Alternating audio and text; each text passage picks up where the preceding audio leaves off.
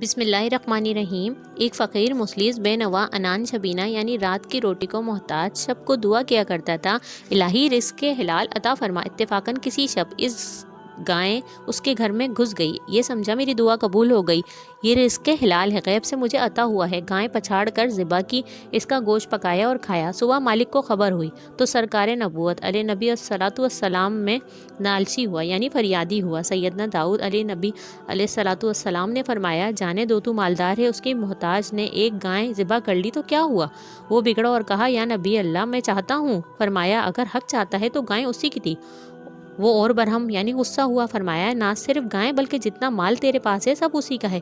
وہ اور زیادہ فریادی ہوا تو فرمایا، تو بھی اس کی ملک ہے، اسی کا غلام ہے۔ اب تو اس کی بے تابی کی حد نہ تھی۔ فرمایا، اگر تصدیق چاہتا ہے ابھی میرے ساتھ چل۔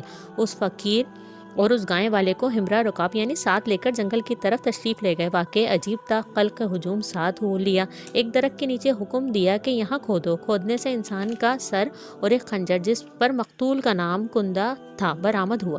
نبی علیہ الصلاۃ والسلام نے اس درخت سے ارشاد فرمایا، شہادت یعنی گواہی ادا کر۔ تو نے کہا۔ پیڑ نے عرض کی، یا نبی صلاۃ والسلام، یہ اس فقیر کے باپ کا سر ہے، یہ گائے والا اس کا غلام تھا۔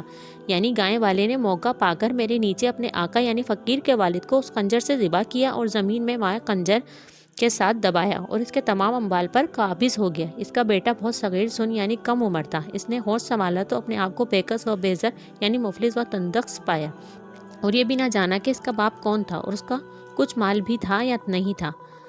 حکیم باطن سے ثابت ہوا، غلام یعنی گائے والا چونکہ فقیر کے باپ کا قاتل تھا اس لیے گردن مارا گیا یعنی قتل کیا گیا اور وہ تمام اموال گائے والے کے تھے، وراثت فقیر کو ملے۔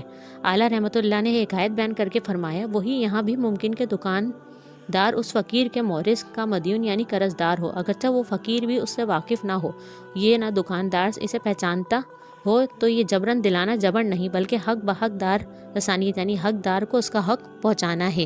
سبحان اللہ۔ اگر آپ لوگ میرے چینل پہ نئے ہیں اور اسی طرح کے اسلامک انفارمیشن اور ویڈیو دیکھنا چاہتے ہیں تو میرے چینل کو لائک کریں، سبسکرائب کریں تاکہ اسی طرح کی اسلامک انفارمیشن آپ تک پہنچتی رہے۔ آپ کی حوصلہ افزائی کا بہت شکریہ، جزاک اللہ۔ میرے چینل کو سبسکرائب کرنا نہ بھولیے گا۔